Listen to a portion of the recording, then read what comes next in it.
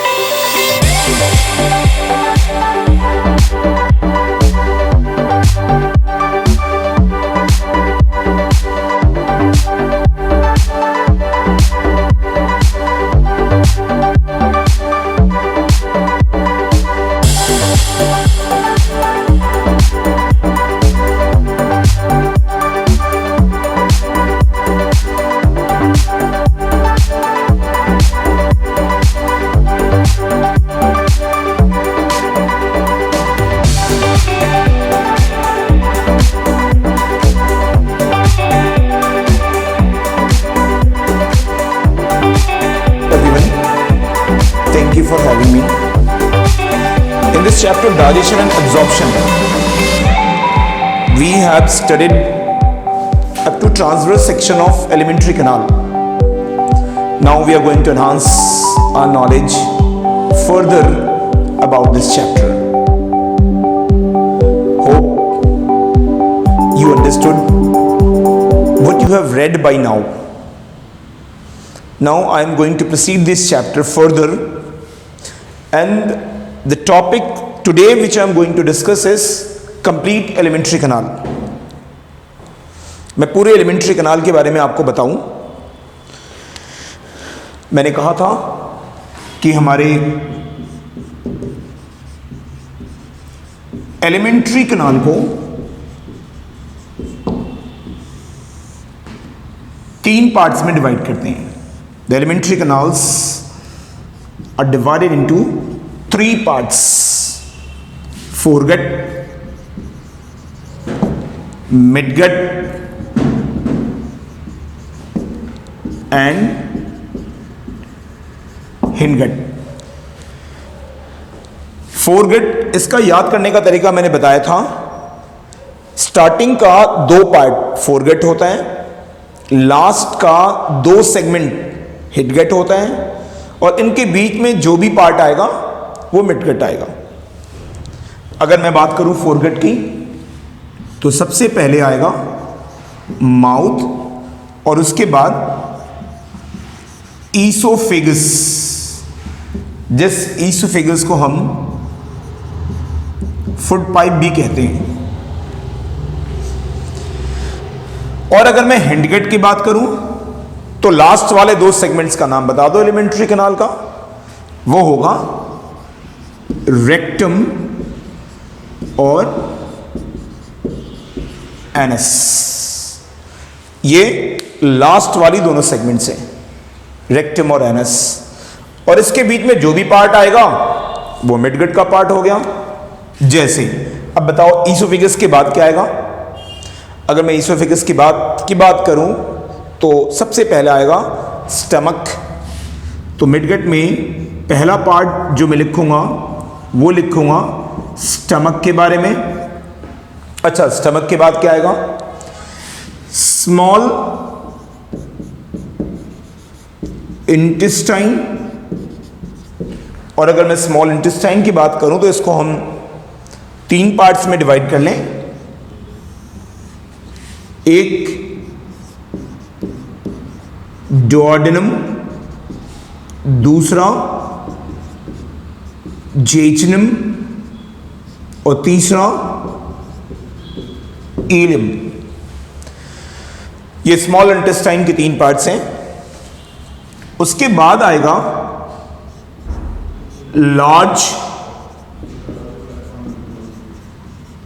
Intestine, और large intestine में जो पार्ट्स होते हैं वो 3-4 पार्ट्स होते हैं, मैं वो लिख रहा हूं आपको। सबसे पहले होगा सीकम, उसके बाद होगा कोलोन, उसके बाद होगा रेक्टम और सबसे लास्ट में होगा एनस। और अगर मैं कोलोन को डिवाइड करूं तो मैं कोलोन को 4 पार्ट्स में डिवाइड कर सकता हूं। पहला, कोलोन को 4 पार्ट्स में डिवाइड कर रहा हूं। पहला है असेंडिंग कोलोन, दूसरा है ट्रांसवर्स कोलोन, तीसरा है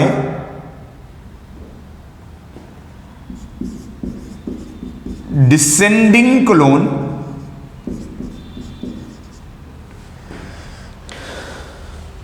उसके बाद है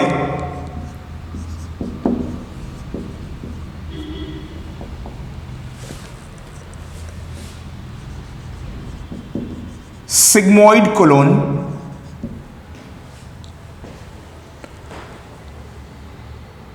और लास्ट में रेक्टम और एनस। तो ये कोलोन के 4 पार्ट्स हैं, ascending colon, transverse colon, descending colon और sigmoid colon. These are the different parts of alimentary canal.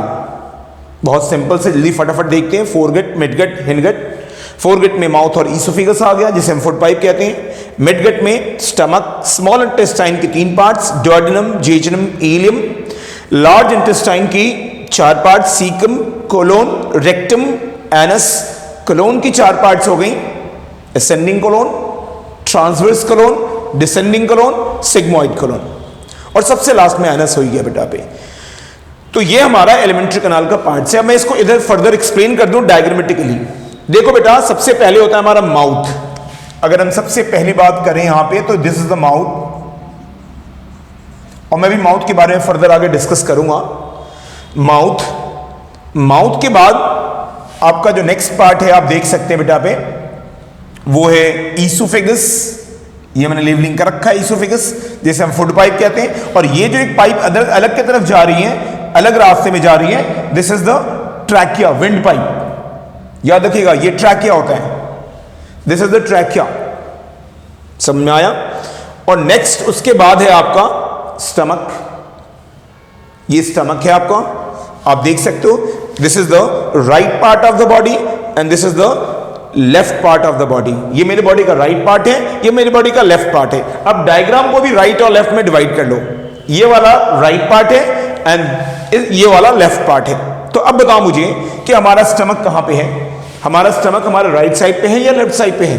तो हमारा स्टमक हमारे लेफ्ट साइड पे है। तो याद रखना, हमारी स्टमक जो होती है हमारे एब्डोमेन के लेफ्ट साइड पे होती है ना, हमारे एब्डोमेन के लेफ्ट साइड पे होती है।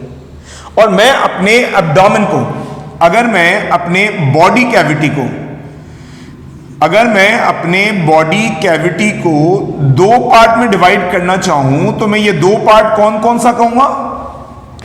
एक बॉडी का अपर पार्ट और एक बॉडी का लोअर पार्ट। जो अपर पार्ट है उसे कहते हैं थोरैसिक कैविटी, और जो बॉडी का नीचे वाला पार्ट है इसे कहते हैं एब्डोमिनल कैविटी। और थोरैसिक और एब्डोमिनल कैविटी के बीच में एक मस्कुलर पार्टीशन होता है, that is known as diaphragm. इनके बीच में एक मस्कुलर पार्टीशन होती है, आप इसके बीच में एक मस्कुलर पार्टीशन कह सकते हैं। और इस मस्कुलर पार्टीशन को हम क्या कहते हैं बताओ जब? डायफ्राम। इसे कहते हैं डायफ्राम। यानी आप ये कह सकते हैं यहां पे ये वाला डायफ्राम है, दिस इज द डायफ्राम, ये आपका डायफ्राम है, इसे आप डायफ्राम कह सकते हैं। डायफ्राम लेबलिंग कर दिया मैंने। तो हम अपने बॉडी को 2 पार्ट में डिवाइड किया हमने, एक थोरैसिक कैविटी और एक एब्डोमिनल कैविटी। तो याद रखना, हमारा स्टमक हमारे एब्डोमिनल कैविटी के लेफ्ट साइड पे होता है। आप खुद देख लो बेटा दोबारा, राइट साइड लेफ्ट साइड। तो हमारे बॉडी के लेफ्ट साइड पे है स्टमक।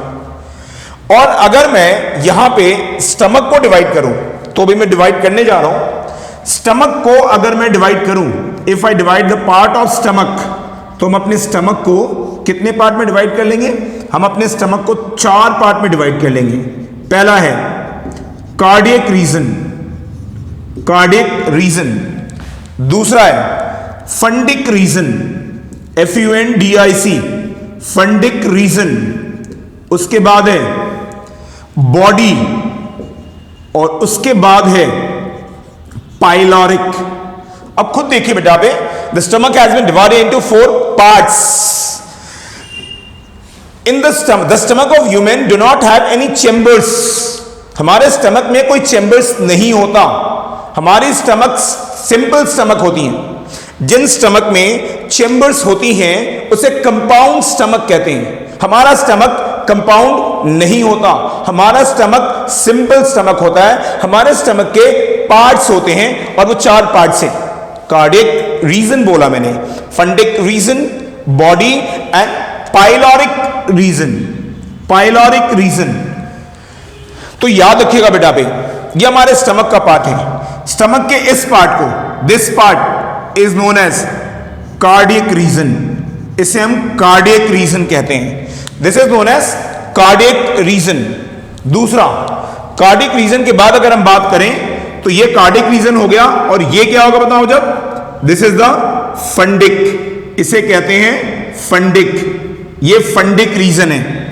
अच्छा, उसके बाद दिस इज द बॉडी, ये हमारा बॉडी है, हमारे स्टमक का main part. The main part of the stomach is known as its body, ठीक है। और उसके बाद सबसे लास्ट में जो है वो है pyloric, this is the pyloric. तो हमारे स्टमक की 4 पार्ट्स होती हैं, cardiac, fundic, body and pyloric. हमारे स्टमक में 4 पार्ट्स होती हैं। तो this is all about the different 4 parts of stomach, जो कि मैंने वहां मेंशन कर दिया आपको वहां पे।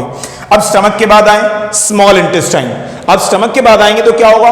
दूसरा पार्ट हमारे एलिमेंट्री कैनाल का स्मॉल इंटेस्टाइन। देखिए स्मॉल इंटेस्टाइन के बारे में। स्मॉल इंटेस्टाइन का पहला पार्ट जो आप डायग्राम में देख रहे हो वो है duodenum. The first part of small intestine is duodenum. उसके बाद क्या बता बे? डुओडेनम के बाद ये जो कोइल स्ट्रक्चर दिख रहा है आपको वहां पे, this coil structure is known as jejunum and ileum. This is the jejunum and ileum. This coil part is known as jejunum and ileum. समझ में आया? और उसके बाद ये इलियम कहां खुलती है बेटा पे?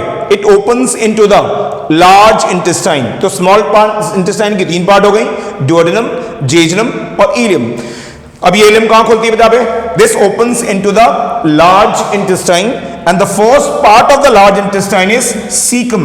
लार्ज इंटेस्टाइन का पहला पार्ट कौन सा है? सीकम। दिस इज द सोलन part is known as caecum. जो यहां पे सोलन पार्ट है इसे हम कहते हैं सीकम, है ना बेटा? बोलो, ये लार्ज इंटेस्टाइन का पहला सेगमेंट है। This is the fourth segment of large intestine, segment caecum. Caecum के ऊपर अगर अब जाए आप तो क्या देखेंगे आप? Ascending colon.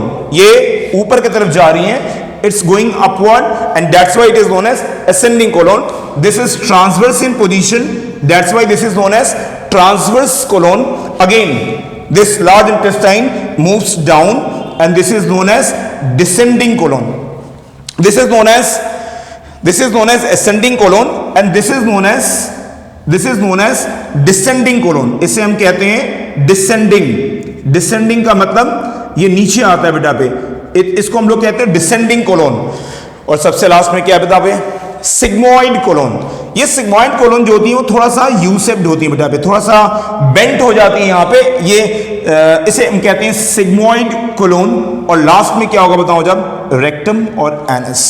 तो this is the complete part of large intestine.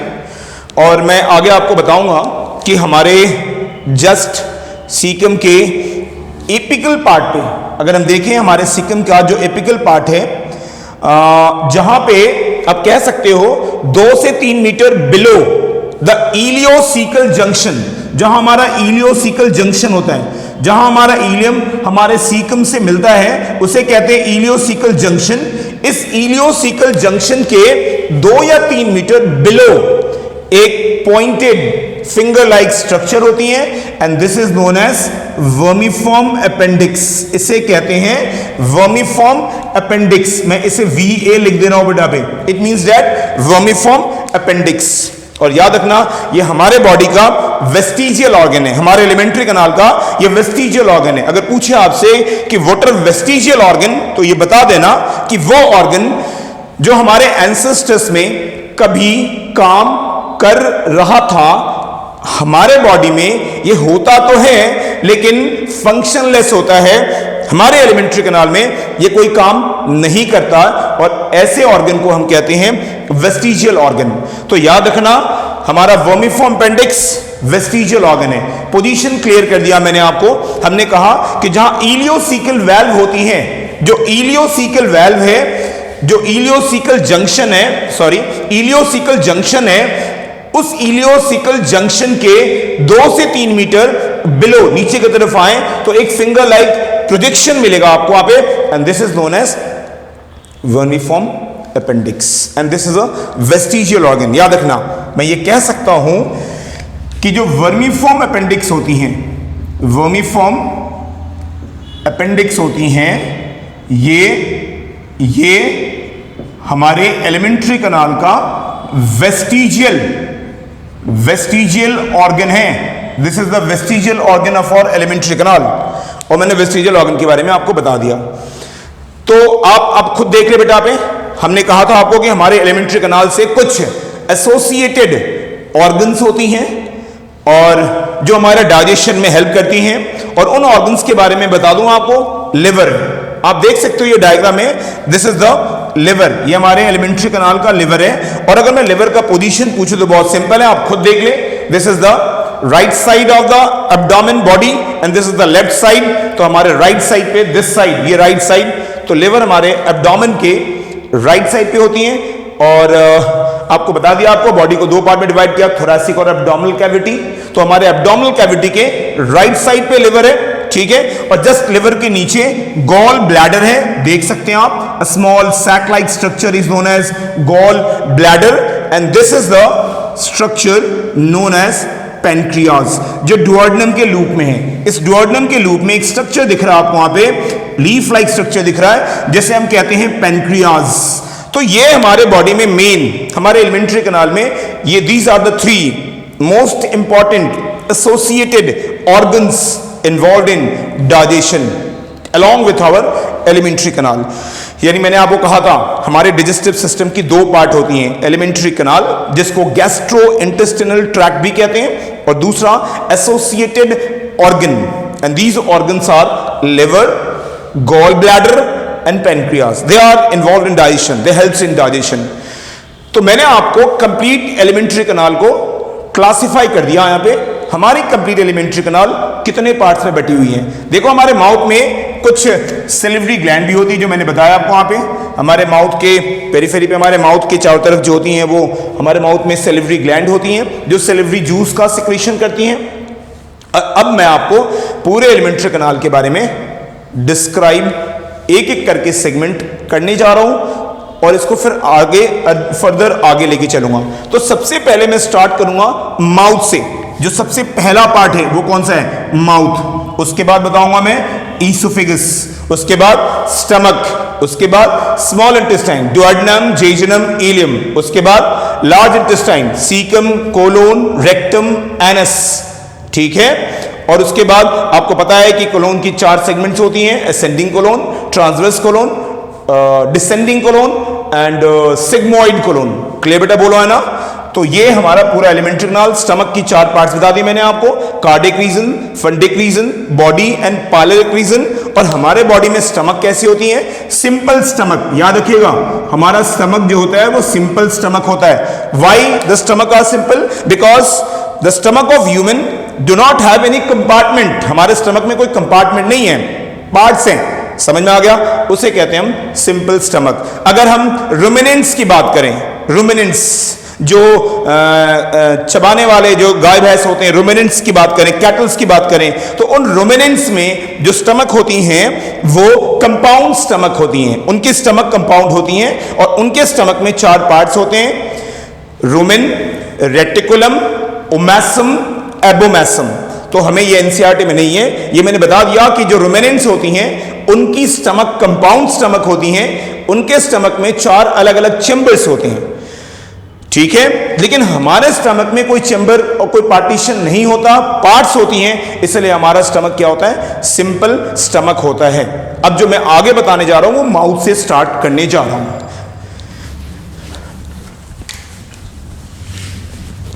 We will first start about mouth. सबसे पहले हम माउथ के बारे में पढ़ेंगे यहां पे, ठीक है भाई।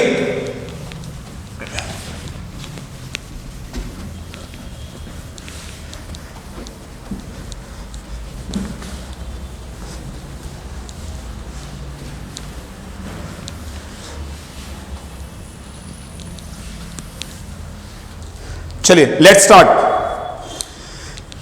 सबसे पहले बात करते हैं माउथ के बारे में। बताओ माउथ के बारे में। माउथ की 2 पार्ट होती हैं, एक वेस्टिबुले और दूसरा होता है buccal cavity. The mouth has 2 parts, vestibule and buccal cavity. You know what is the vestibule? The space between. तो नेक्स्ट जो हमें स्टार्ट करना है वो माउथ के बारे में। एलिमेंट्री कैनाल का पहला part, first part of alimentary canal, the mouth can be divided into 2 parts, vestibule and buccal cavity. What is vestibule? It's a very potential, very small space between the lips, between the cheeks and between the teeth. बिल्कुल थोड़ा सा space होता है। It's a very potential small space between the lips, cheeks and teeth. याद रखिएगा इसको, ये small इतनी बॉन्ड नहीं है, लेकिन हाँ वेस्टिबुले पहली पार्ट होती है। नेक्स्ट बक्कल कैविटी, जिसको हम ओरल कैविटी भी कह सकते हैं। आपके एनसीईआरटी में पढ़ोगे तो बक्कल कैविटी लिखा होगा, कहीं इसके बारे में ओरल कैविटी के बारे में मेंशन्ड होगा। तो ये वेस्टिबुले है और बक्कल कैविटी है। नेक्स्ट, अगर मैं बक्कल कैविटी के बारे में बात करूं तो देखो ना, ये हमारा माउथ हो गया, और माउथ के अंदर अगर हम जाएं तो क्या होगा, buccal, the space is known as buccal cavity, तो बक्कल कैविटी। अब देखो बेटा पे बक्कल कैविटी के सबसे आगे खुद देखो, ये हमारा बक्कल कैविटी हो गया। अगर मान लो कि मैं इसे जो भी है मैं इसे ये बॉडी माउथ लेके चल रहा हूं, तो ये हमारा क्या हो गया बताओ जब, this is the anterior part, ये हमारा सबसे आगे वाला पार्ट है, and this is the posterior part, ये हमारा पोस्टीरियर पार्ट है, पीछे वाला पार्ट है। और मैंने आपको बताया था अभी थोड़ी देर पहले, आपको वहां पे मैंने ये कहा था कि यहां पे 2 पाइप निकलती हैं, है ना बेटा, बोलो है ना। इसे हम क्या कहेंगे बताओ मुझे, इसे हम कहेंगे ट्रैकिया। ट्रैकिया का मतलब होता है विंड पाइप, और इसे हम क्या कहेंगे बताओ मुझे, इसे हम कहेंगे ईसोफेगस। आप ईसोफेगस को थोड़ा सा नीचे लिखना, सबसे पहले आप इसको लिख लो फेरिंग्स, फेरिंग्स, और इसके नीचे लिख लो आप क्या, आप लिख लो इसको oesophagus. This is the oesophagus. अब देखना ध्यान से जो मैं बताने जा रहा हूं आपको। बक्कल कैविटी के इंटीरियर पार्ट पे क्या है बेटा, बक्कल कैविटी के इंटीरियर पार्ट पे क्या है, लिप्स है। तो मैं कह सकता हूं बक्कल कैविटी के एंटीरियर पार्ट पे, एंटीरियर पार्ट पे क्या है बेटा, लिप्स। अच्छा, पीछे बक्कल, ये बक्कल कैविटी हो गया, this is the buccal cavity. मैं इसे बक्कल कैविटी कह सकता हूं। तो बक्कल कैविटी के पीछे क्या है बेटा मुझे पे, अब इसे फेरिंग्स कह सकते हैं, दिस इज द फेरिंग्स। आप इसे यहां ना लिख के आप इसे यहां लिख लें pharynx, this is the pharynx, तो आप इसे फेरिंग्स कह सकते हैं। तो देखो बेटा, बक्कल कैविटी के इंटीरियर पार्ट पे लिप्स, और बक्कल कैविटी के पीछे पोस्टीरियर पार्ट पे क्या बेटा पे, फेरिंग्स। मैं लिख दूं पोस्टीरियर पार्ट क्या होता है बताओ मुझे, फेरिंग्स। ठीक है, फेरिंग्स के बारे में क्या इंपॉर्टेंस है? एक पॉइंट बहुत इंपॉर्टेंट है, it is a common space. और वैसे फेरिंग्स है क्या? The space between the buccal cavity and oesophagus is known as pharynx. हमारा जो माउथ है और हमारी जो ईसोफेगस है उसके बीच के स्पेस को हम लोग क्या कहते हैं बताओ? जब उसके बीच के स्पेस को हम लोग क्या कहते हैं बताओ? जब फेरिंग्स कहते हैं। कह सकते हैं space between buckle cavity and oesophagus. ये हमारी बक्कल कैविटी और ये हमारी ईसोफेगस के बीच के स्पेस को फेरिंग्स कहते हैं। और एक बात और कह सकते हैं फेरिंग्स के बारे में, इट इज अ कॉमन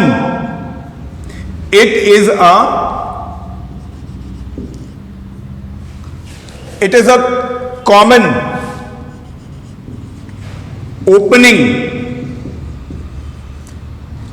या it's a common passage. It's a common passage for both food and air. The pharynx is the common passage for both food and air. यही वो जगह है जहां से एयर ट्रैकिया में चली जाती है और फूड ईसोफेगस में चला जाता है। नेक्स्ट, अगर मैं लेटरल साइड की बात करूं, if I talk about lateral side, तो बक्कल कैविटी के लेटरल साइड पे क्या होती है? The lateral side of the buccal cavity cheeks. हमारे बक्कल कैविटी के लेटरल साइड पे क्या होता है? चीक्स होता है। चलिए, अब अगर मैं आपसे फ्लोर की बात करूं, फ्लोर मतलब बेस की बात करूं, मैं कहूं अगर आपसे कि हमारे बक्कल कैविटी के बेस पे क्या होता है? इट्स सिंपल, हमारे बक्कल कैविटी के बेस पे होता है टंग। हमारे बक्कल कैविटी के बेस पे होता है टंग।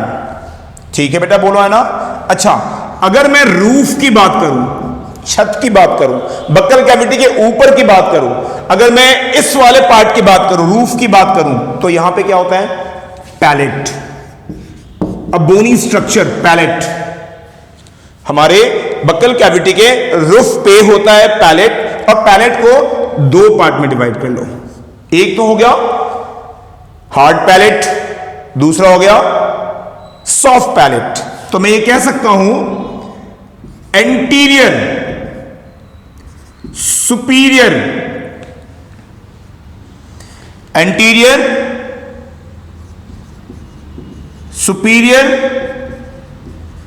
Hard palate and posterior superior soft palate. यानी ऊपर, सुपीरियर का मतलब हो गया ऊपर, ऊपर में आगे के तरफ इसे कहते हैं, देखो ये आगे की तरफ हो गया, this is the hard palate. उसके बाद क्या हो गया? सॉफ्ट पैलेट, और उसके बाद ये ओवला हो गया। देखो ये है हमारा एंटीरियर सुपीरियर हार्ड पैलेट, ये हमारा posterior superior soft palate. Anterior word क्यों यूज किया? क्योंकि आगे की तरफ है। पोस्टीरियर वर्ड क्यों यूज किया? क्योंकि ये पीछे की तरफ है। सुपीरियर वर्ड क्यों यूज किया? क्योंकि ये रूफ छत के ऊपर है, ऊपर की तरफ है। Hard palate and soft palate. और यही सॉफ्ट पैलेट नीचे की तरफ प्रोजेक्ट करती हैं और एक कर्टेन के जैसी स्ट्रक्चर बनाती हैं, जिसे हम कहते हैं ओवुला। क्या कहते हैं उसे बताओ जब? This structure is known as uvula. याद रखना है, इसको ओवुला कहते हैं। तो मैं ये कह सकता हूं कि the base of soft palate project to form a curtain like structure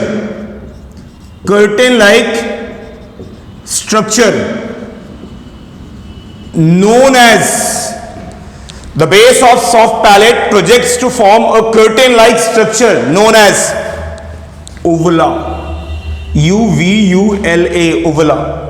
इस स्ट्रक्चर को हम लोग कहते हैं उवुला।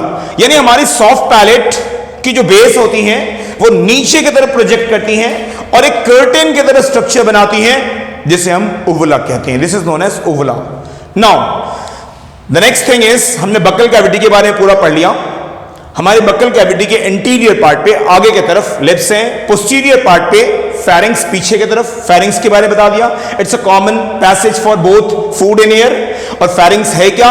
It's a space between the buccal cavity and oesophagus. उसके बाद लेटरल साइड पे क्या है बेटा? चीक्स। फ्लोर पे क्या है? टंग। और रूफ, छत, हमारी बक्कल कैविटी के छत को क्या कहेंगे?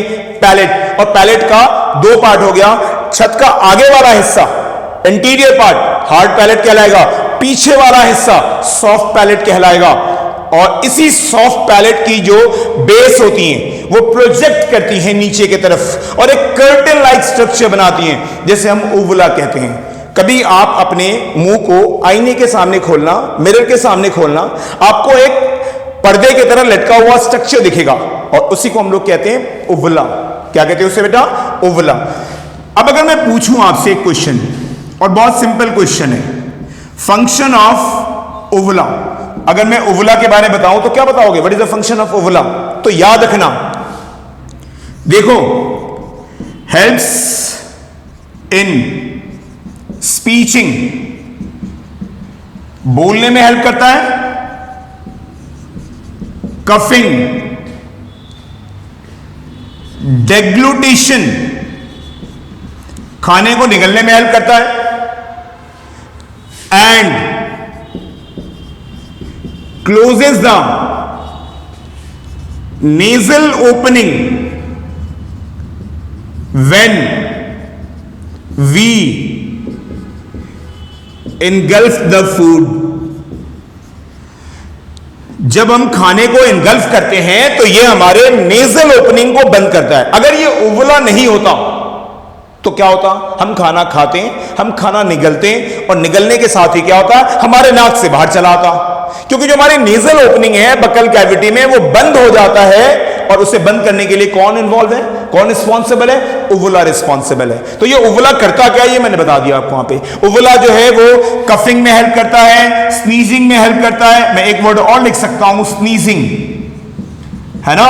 This uvula helps in coughing, sneezing, deglutition, खाने को निगलने में हेल्प करता है, and it closes the nasal opening, the part of the nose, nasal, the opening of nose which opens into the buccal cavity. जब हम खाना निगलते हैं तो हमारा खाना हमारे नाक से बाहर क्यों नहीं आता? इट्स सिंपल रीजन, बहुत सिंपल आंसर है कि जो उवुला होती हैं वो इस नेजल ओपनिंग को बंद कर देती हैं ताकि खाना आगे ईसोफेगस में चला जाए। तो ये हमारा उवुला के बारे में है। समझ में आ गया? अच्छा, हमारे बक्कल कैविटी में और क्या होता है? अगर मैं आगे देखूं हमारे बक्कल कैविटी में क्या होता है, तो हमारे बक्कल कैविटी में लोअर जॉ होती है। हमारे बक्कल कैविटी में लोअर जॉ होती है। और याद रखना, लोअर जॉ को हम लोग कहते हैं मैंडिबल। लोअर जॉ को हम कहते हैं मैंडिबल। और हमारे बक्कल कैविटी में अपर जॉ होती हैं। अपर जॉ जैसे हम कहते हैं मैक्सिले। मैक्सिले बहुत सिंपल वर्ड है। Lower jaw is known as mandible and upper jaw is known as maxillae, and the teeth is embedded in the lower and upper jaw. मैं ये कह सकता हूं कि हमारी दांत जो होती हैं वो इन्हीं लोअर जॉ में और अपर जॉ में धसी होती हैं, एम्बेडेड होती हैं, तभी तो हम थीकोडॉन्टी हैं। अगर मैं ह्यूमन के डेंटेशन के बारे में पूछूं आपसे, what is the characteristic feature of the dentition of human, it's very simple, आपको वहां बताया जाएगा थीकोडॉन्टी। What do you mean by thecodonty? The teeth of human are embedded in the jaws. उनके लोअर और अपर जॉ में embedded होती हैं, and that's why we are thecodonty. तो मैं ये कह सकता हूं कि हमारे लोअर जॉ में और अपर जॉ में हमारी टीथ जो होती हैं, जो हमारी टीथ होती हैं वो क्या होती हैं? एम्बेडेड होती हैं। क्लियर बेटा? बोलो। तो मैं लिख दूं यहां पे is embedded in jaws। हमारे नहीं जबड़ों में दांत धसी होती हैं। तो ये हमारे बक्कल कैविटी के बारे में, हमारे बक्कल कैविटी के बारे में डिटेल इंफॉर्मेशन है। मैंने आपको यहां पे उवुला के बारे में बताया। अब सुनना मेरी बात को बहुत ध्यान से, जो मैं आगे बताने जा रहा हूं आपको। वहां पे एक चीज जो बता दूं मैं आपको, वहां पे आपको बताया था इसे हम कहते हैं ट्रैकिया और इसे हम कहते हैं oesophagus. This is the wind pipe. Trachea को विंड पाइप भी कहते हैं और ईसोफेगस को फूड पाइप भी कहते हैं। इनकी पोजीशन सुन ले ध्यान से बेटा, पे देखना, हमेशा याद रखना कि बहुत अच्छा पॉइंट बता रहा हूं मैं आपको। वहां पे हमारा जो ईसोफेगस है वो हमारे ट्रैकिया के पीछे है, बिहाइंड द ट्रैकिया। याद रखना है इसको, the oesophagus is present behind the trachea. और एक चीज और रखना याद, ये हमारा ट्रैकियल ओपनिंग है और ये हमारा ईसोफेगल ओपनिंग है ना। मैंने दोनों का पोजीशन बता दिया कि हमारी ईसोफेगस जो होती हैं वो हमारे विंड पाइप के पीछे हैं, ट्रैकिया के पीछे हैं। दिस इज द ट्रैकिया, ये हमारा ट्रैकिया है और ये हमारा फूड पाइप है जिसको हम लोग ईसोफेगस कह सकते हैं। और आपको ये बात पता होगा कि हमारे बक्कल कैविटी के फ्लोर पे the floor of the buccal cavity have tongue, हमारे बक्कल कैविटी के फ्लोर पे टंग होती हैं। तो देखो बेटा, ये हमारा टंग है। अगर मैं टंग की बात करूं तो इज द टंग, समझ में आ गया। और हमारे टंग के पीछे एक छोटी सी कार्टिलेजिनस स्ट्रक्चर है जिसे हम कहते हैं epiglottis. This cartilaginous structure is known as epiglottis. This is known as epiglottis. What are epiglottis? A small cartilaginous flap-like structure present just behind the tongue. Tongue के पीछे एक छोटी सी cartilaginous flap-like structure होती हैं जिसे हम कहते हैं epiglottis. Now, what is the role of this epiglottis? And it has been mentioned in your NCERT. It's very important for your NEET examination. देखो बेटा, पे हमारे ट्रैकिया के ओपनिंग को, ये भी आप याद रखेंगे, ट्रैकिया के ओपनिंग को ग्लॉटिस कहते हैं। The opening of trachea is known as glottis. No what happens when you engulf the food? Simple process.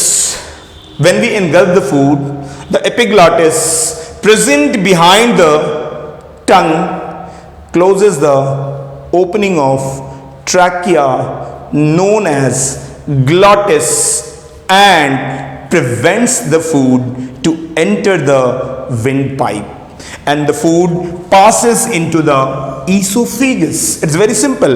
जब आप खाने को निगलते हैं तो आपका खाना आपके ट्रैकिया में क्यों नहीं जाता? बहुत सिंपल आंसर है, क्योंकि जब आप खाने को निगल रहे होते हैं तो आपके टंग के पीछे जो एपिग्लॉटिस होती हैं, कार्टिलेजिनस फ्लैप लाइक स्ट्रक्चर, वो करती क्या है? वो आपके ट्रैकियल ओपनिंग को क्या कहते हैं? ग्लॉटिस। वो आपके ट्रैकियल ओपनिंग को, ग्लॉटिस को बंद कर देती हैं ताकि खाना डायरेक्ट होके कहां चला जाए? ईसोफेगस में चला जाए और वो ट्रैकिया में ना आए। ये बहुत ही एक कॉम्प्लेक्स रिफ्लेक्स एक्शन है, याद रखना है इसको। It's a reflex action. ये हमारे कंट्रोल में नहीं होती है। हम जैसे ही खाना निगलेंगे ये प्रोसेस, मैकेनिज्म अपने आप स्टार्ट होती है। आपको पता होगा रिफ्लेक्स एक्शन क्या होता है? वो एक्शन जो हमारे कंट्रोल में नहीं होती है उसे रिफ्लेक्स एक्शन कहते हैं। तो ये हमारे बॉडी की सबसे कॉम्प्लेक्स रिफ्लेक्स एक्शन है, मैकेनिज्म है। ये मैंने आपको बताया किसके बारे में? ट्रैकिया और ईसोफेगस के बारे में। जो मैंने आपको पोजीशन बताया वो हमेशा याद रखना, आपका ईसोफेगस आपके ट्रैकिया के पीछे है। ये पोजीशन हमेशा याद रखना। The oesophagus is present behind the trachea. Oesophagus जो होती हैं वो ट्रैकिया के जस्ट पीछे होती हैं। तो मैंने आपको यहां पे बक्कल कैविटी के बारे में ये सारी पोजीशन स्ट्रक्चर्स बता दी। हमारी बक्कल कैविटी, हमने पहले पार्ट पढ़ी, हमने किसके बारे में? माउथ के बारे में। माउथ में वेस्टिबुले होता है और बक्कल कैविटी होती है, और ये सारी पार्ट जो है वो बक्कल कैविटी के बारे में हमने यहां पे डिटेल में इंफॉर्मेशन लिया। हमने फेरिंग्स के बारे में पढ़ा। अब हम पढ़ने जा रहे हैं जो नेक्स्ट टॉपिक है वो है टंग के बारे में, क्योंकि आपके बक्कल कैविटी के फ्लोर पे टंग होता है और टंग के बारे में आपको मैं डिटेल में डिस्कस करने जा रहा हूं। टंग, वेयर आर टंग प्रेजेंट? जैसा कि अभी अपनी बक्कल कैविटी में पढ़ा, टंग होता कहां पे है? जो टंग होती हैं वो बक्कल कैविटी के फ्लोर पे होती हैं। They are present at the floor of the buccal cavity. ये हमारे बक्कल कैविटी के फ्लोर पे होती हैं। अच्छा बताओ मुझे आप, एक बहुत इंटरेस्टिंग फैक्ट है। What is the role of tongue in our body? What is the tongue made up of? Tongue बनी किसकी होती हैं? टंग का हमारे बॉडी में रोल क्या है? These are some important facts which I am going to discuss. पहला, टंग के बारे में मैं बता दूं आपको, tongue is made up of skeletal muscles. हमारी टंग जो होती हैं वो स्केलेटल मसल्स की बनी होती हैं, यानी हमारा टंग वॉलेंट्री होता है। आप देखो ना, टंग को अपने हिसाब से आप मूव कर सकते हो, है ना। तो टंग जो होती हैं वो वॉलेंट्री होती हैं, स्केलेटल मसल्स की बनी होती हैं। दूसरा, चैप्टर के स्टार्टिंग में याद करो, मैंने कहा था म्यूकस मेम्ब्रेन के बारे में। हमारे टंग के ऊपर म्यूकस मेम्ब्रेन के फोल्ड को क्या कहते हैं? पैपिले। याद करो, पैपिले, है ना। और इस पैपिले के ऊपर क्या होता है? Taste bud. याद रखना बेटा पे, टेस्ट बड। हमारे इस पैपिले के ऊपर बहुत सारी टेस्ट बड्स होती हैं, और मैं बता दूं आपको, एक टंग के ऊपर अप्रोक्सीमेटली 9000 टेस्ट बड्स होती हैं बेटा पे, एक टंग के ऊपर। और एक बात और याद रखना, बुढ़ापे के साथ, एज बढ़ने के साथ आपकी टेस्ट बड धीरे धीरे खत्म होते चली जाती हैं, डिटोरिएट होते चली जाती हैं। इसीलिए बुढ़ापे में खाने का स्वाद नहीं आता है। इस प्रॉब्लम से आप फेस करोगे अपने बुढ़ापे में। क्यों? क्योंकि एज के साथ आपकी टेस्ट बड क्या होती हैं? डिटोरिएट कर जाती हैं। और आपके टंग के ऊपर अप्रॉक्सीमेटली कितने टेस्ट बड होती हैं? 9000 टेस्ट बड होती हैं। तो आपका टंग किसका बना हुआ है? स्केलेटल मसल्स का बना हुआ है। आपके टंग के म्यूकस मेम्ब्रेन के फोल्ड को हमने क्या कहा? पैपिले कहा। आपके पैपिले के ऊपर क्या है? टेस्ट बड है। तो टंग के बारे में जो बताया मैंने आपको, हमारे टंग जो होती हैं वो स्केलेटल मसल्स की बनी होती हैं। That's why they are voluntary in nature, हमारे कंट्रोल में होता है। हमारे टंग के म्यूकस मेम्ब्रेन के फोल्ड को हम पैपिले कहते हैं। पैपिले के बारे में बताया था, the fold of mucous membrane on the surface of tongue, इसको पैपिले कहते हैं। इस पैपिले के ऊपर क्या होता है? Taste bud. Papillae contains taste bud. हमारे टंग के ऊपर सीरस ग्लैंड होती हैं जो सिक्रीट्स वाटरी फ्लूइड, वे वाटर लाइक फ्लूइड की सिक्रीशन करती हैं। तो this is all about tongue. लेकिन एक बात याद रखिएगा बेटा पे, the dorsal part of tongue has a gland known as Ebner's gland। ये याद रखिएगा बेटा, ये एक्स्ट्रा इंफॉर्मेशन है, this is an extra information. हमारे टंग के डोर्सल पार्ट पे एक स्पेशल ग्लैंड होती है जिसका नाम है एब्नर्स ग्लैंड। और बताइए एब्नर्स ग्लैंड क्या करती हैं? Secretes serous fluid. याद रखना, सेरस का मतलब क्या होता है? Watery fluid. जिस फ्लूइड का नेचर बिल्कुल वाटर के जैसा हो, बिल्कुल watery fluid, secrete serous fluid containing lingual lipase. याद रखना है इसको, lipase is a fat digesting enzyme, but this lipase is not a very significant, very important fat digesting enzyme. Yes, they are involved in the digestion of fats, but they are not such important lipase. तो कह सकते हैं हमारे tongue के dorsal part पे एक gland होती है, उसको एब्नर्स ग्लैंड कहते हैं, और ये सेरस फ्लूइड सिक्रीट करती हैं जिसमें लिंगुअल लाइपेज होता है। ये एक्स्ट्रा इंफॉर्मेशन है। आपके एनसीईआरटी में एक पॉइंट लिखी हुई है, the tongue is attached to the floor of buccal cavity at midline। हमारे टंग हमारे बकल कैविटी के फ्लोर पे बीचों बीच अटैच होती हैं, बिल्कुल फ्लोर पे बीचों बीच अटैच होती हैं, midline. by a membrane known as frenulum. और ये आपके एनसीईआरटी में गिवन है। आपके टंग के, आपकी जो टंग होती है वो बक्कल कैविटी के फ्लोर के मिड लाइन, बीचों बीच, आप टंग को अगर ऊपर करोगे तो एक बीच में स्ट्रक्चर दिखेगा आपको, उसे कहते हैं फ्रेनुलम, है ना। ये डेफिनेशन याद रखना, ये पेपर में आ सकता है नीट में। The tongue is attached to the floor of the buccal cavity at mid line by a membranous structure known as frenulum.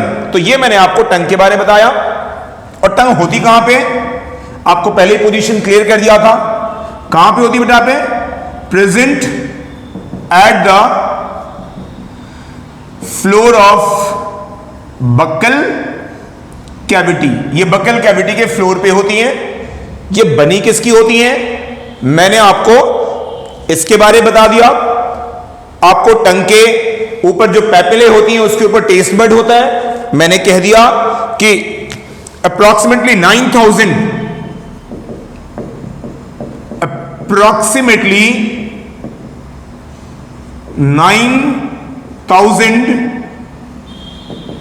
Test buds are present on tongue के ऊपर 9,000 टेस्ट बड्स होती हैं। And एक बात और बताई थी मैंने आपको, taste buds deteriorates as the age advances. जैसे ही आपकी एज एडवांस होती है, बढ़ती है, आपका टेस्ट बड डिटोरिएट होने लगता है, इसलिए बुढ़ापे में शायद स्वाद नहीं आती है खाने की।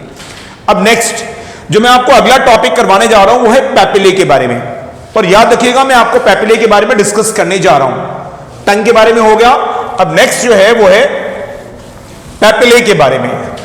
और सुनिएगा मेरी बात को बहुत ध्यान से, मैं पैपिले के बारे में आपको जो बताने जा रहा हूं वो बहुत इंपॉर्टेंट है and this is very important. What are papillae? First tell me what is papillae. आपको पता है the surface of the tongue has a fold of mucous membrane known as papillae. No, मैं आपको सीधे आ रहा हूं अपने टॉपिक पे और वो बताने जा रहा हूं मैं आपको यहाँ पे टाइप्स ऑफ पैपिले। पैपिले के टाइप्स कितने होते हैं, है ना। तो मैं इसको प्रॉपर डिफरेंशिएट करता हुआ बताऊंगा। सबसे पहले फिलीफॉर्म पैपिले, फिलीफॉर्म पैपिले। दूसरा फंजीफॉर्म पैपिले। तीसरा फोलिएट पैपिले। और चौथा सर्कमवेलेट पैपिले। अब देखो इसके नाम क्यों रखे गए ऐसे। फिलीफॉर्म पैपिले लुक्स लाइक अ फ्लेम।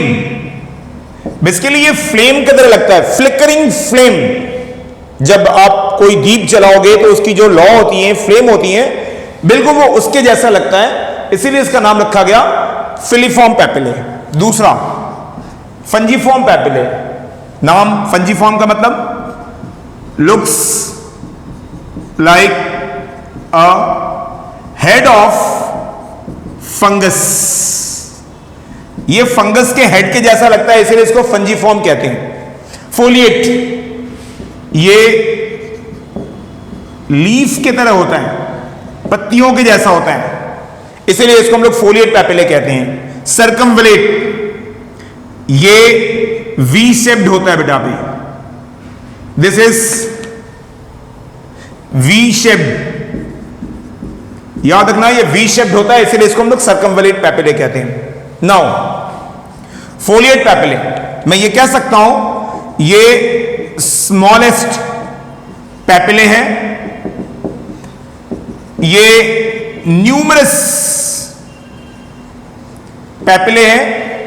सबसे ज्यादा अगर कोई पैपिले होती हैं तो वो फिलीफॉर्म पैपिले होती हैं। सबसे छोटी अगर कोई पैपिले होती हैं तो वो स्मॉलेस्ट पैपिले होती हैं। और याद रखना ये हमारे में पाई जाती हैं, प्रेजेंट इन ह्यूमन, हमारे में होता है हमारे टंग के ऊपर, लेकिन they do not have taste bud.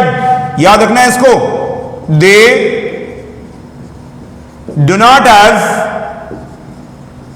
Test buds, इनमें टेस्ट बड्स नहीं होती हैं। याद रखिएगा इसको, ये बहुत इंपॉर्टेंट है बेटा फिलिफॉर्म पैपिले के बारे में। तो मैं ये कह सकता हूं दे आर नॉट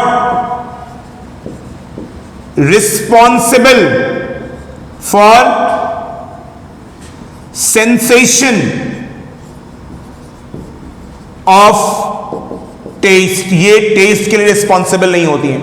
और इसका position, they are present at the centre of tongue, ये टंग के सेंटर पे होती हैं, एंड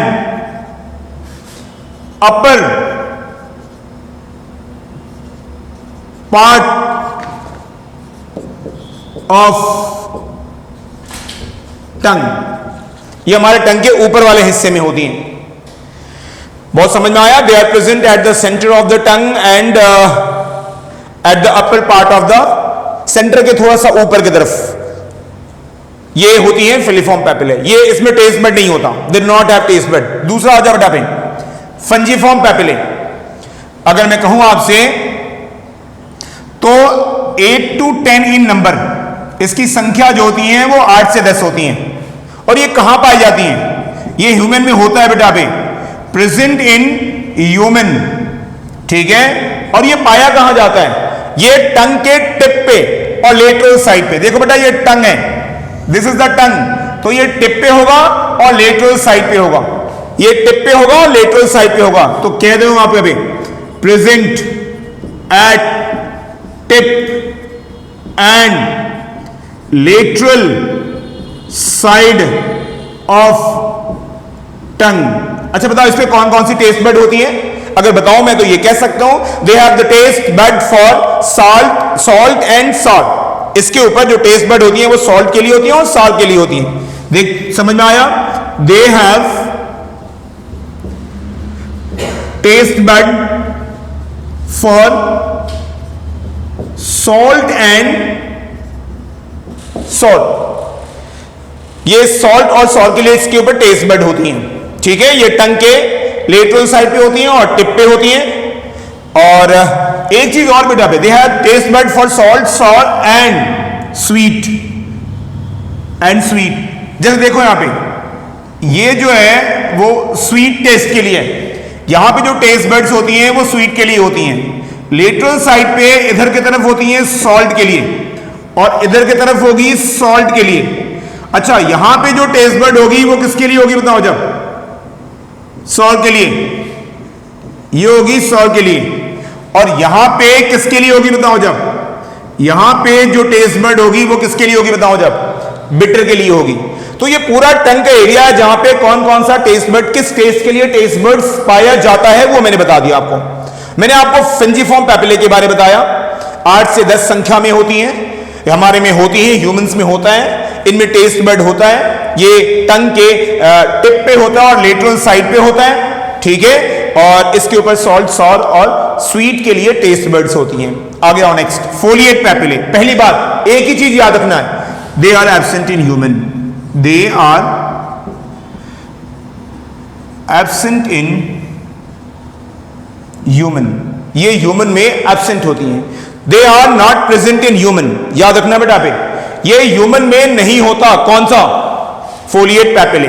समझ में आ गया? ये ह्यूमन में नहीं होता तो इसके बारे में बात ही नहीं करनी है। वैसे और भी दूसरे एनिमल्स में होगा, लेकिन ये फोलिएट पैपिले जो होती हैं वो एब्सेंट होती हैं ह्यूमन में। बाकी याद रखना फिलिफॉर्म पैपिले हमारे में होती हैं, लेकिन इसके ऊपर टेस्ट बड नहीं होता, ये टेस्ट के लिए रिस्पॉन्सिबल नहीं है बेटा पे, ये सेंसेशन ऑफ टेस्ट के लिए रिस्पॉन्सिबल नहीं है। लेकिन एक बात पूछी जाती है कि what is the function of filiform papillae, तो क्या दोगे?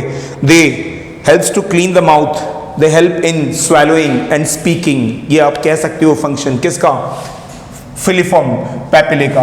क्या कहोगे बताओ? जब हेल्प्स इन क्लीनिंग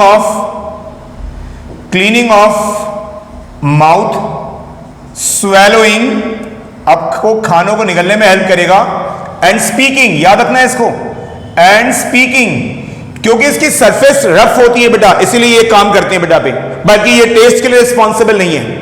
फंजीफॉर्म हो गया, फोलिएट हो गया, और लास्ट में कौन सा है, सर्कमवलेट पैपिले हैं। अगर मैं पूछूं इसके बारे में तो याद रखना ये लार्जेस्ट पैपिले होती हैं, this is the largest papillae, ये सबसे लार्जेस्ट पैपिले होती हैं बेटा पे, सबसे लार्जेस्ट पैपिले होती हैं। दूसरा, पता है इसके ऊपर कितने टेस्ट बड होती हैं, approximately 200 test bud, they have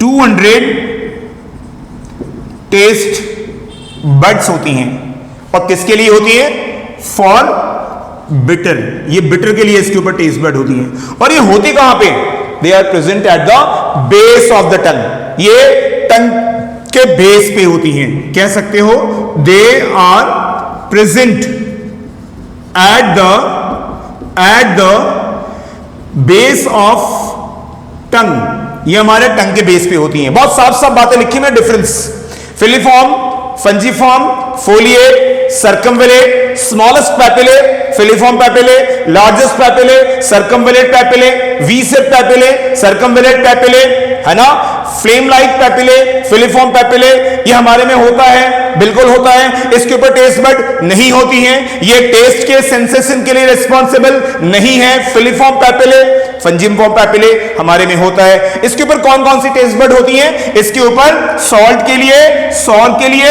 और स्वीट के लिए टेस्ट बड्स होती हैं, जो बता दिया मैंने आपको वहां पे। फोलिएट पैपिले हमारे में होता ही नहीं है, तो काम ही खत्म कर दो इसको, समझ में आ गया। और दूसरा कौन सा है, लास्ट में सर्कमवेलेट पैपिले, जो वी सेप्ड होती हैं, सबसे लार्जेस्ट पैपिले होती हैं। 200 टेस्ट बड होता है, और ये बिटर के लिए रिस्पॉन्सिबल है। मैं बता दूं आपको, हमारी टंग 5 बेसिक टेस्ट के लिए रिस्पॉन्सिबल है। टंग कैन रिकॉग्नाइज, याद रखना, 5 बेसिक टेस्ट। पहला स्वीट, मीठा, बताओ स्वीट कहां है, बताओ जब टिप, इसके लिए टेस्ट बड कहां पे, ये टंग है हमारा, याद रखना, दिस इज द टंग, ये टंग का डायग्राम बनाया मैंने आपको, टंग के टिप पे स्वीट के लिए टेस्ट बड होती हैं। दूसरा, टंग के लेटरल साइड पे आगे की तरफ सॉल्ट के लिए, और उसके बाद सॉल्ट के लिए। तो याद रखना, एक तो सॉल्ट हो गया और दूसरा हो गया कौन सा बताऊं जब, सॉल्ट के लिए बेटा पे। और तीसरा कौन सा बताऊं जब, तीसरा है सबसे बेस ऑफ द टंग के ऊपर कौन सा टेस्ट बड होता है, चौथा, वो होता है बिटर। तो हमने कहा sweet, salt, salt, bitter, bitter, और एक और भी कह सकते हैं मैं, और वो होता है उमामी। अब व्हाट इज उमामी, इसका स्पेलिंग उमामी, उमामी टेस्ट किसके लिए होता है बेटा पे, आप ये कह सकते हो ये जो तीखापन होता है या जो चटपटा टेस्ट होता है वो उमामी टेस्ट होता है बेटा, याद रखना इसको। और पता है ये कहाँ होता है उमामी टेस्ट, कहाँ मिलेगा आपको ये स्वाद, टोमेटोज में मिलेगा।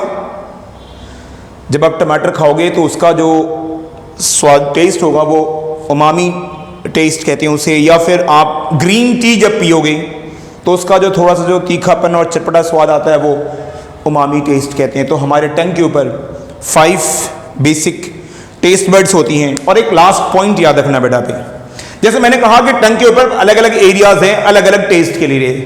टिप पे स्वीट के लिए होता है, सॉल्ट के लिए उसके पीछे लेटरल साइड पे, सॉर के लिए लेटरल साइड पे, और बेस पे बिटर के लिए होता है। लेकिन याद रखना हमारी टंग की जितने भी सरफेस एरिया है वो सभी तरह के टेस्ट को रिकॉग्नाइज कर सकती हैं, लेकिन कुछ एरिया ऐसी होती हैं जो कुछ पर्टिकुलर टेस्ट के लिए ज्यादा सेंसिटिव होती हैं। इसीलिए उन एरियाज को अलग अलग बेल्ट में डिवाइड कर दिया हमने अपने टंग को अलग अलग टेस्ट बेल्ट में डिवाइड कर दिया।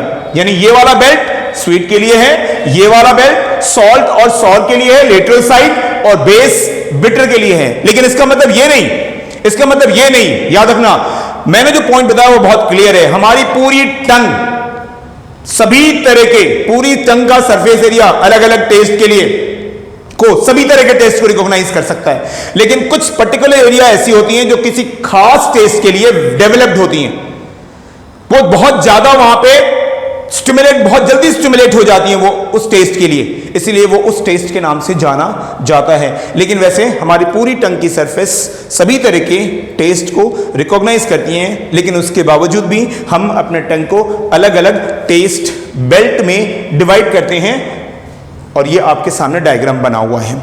तो मैंने आपको अभी टंग के बारे में बताया। मैं आपको अगले क्लास के लिए एक क्वेश्चन ड्रॉप करके जा रहा हूं, और वो क्वेश्चन है, मैं अगले क्लास में आते ही पहले इस क्वेश्चन को डिस्कस करूंगा और फिर मैं अगला टॉपिक स्टार्ट करूंगा। और मेरा क्वेश्चन ये है कि पहला question, the first question, tonsils. Tonsils कहां होता है? Where are they present? और दूसरा question, what are Waldeyer's ring? Waldeyer's ring किसे कहते हैं? और टॉन्सिल्स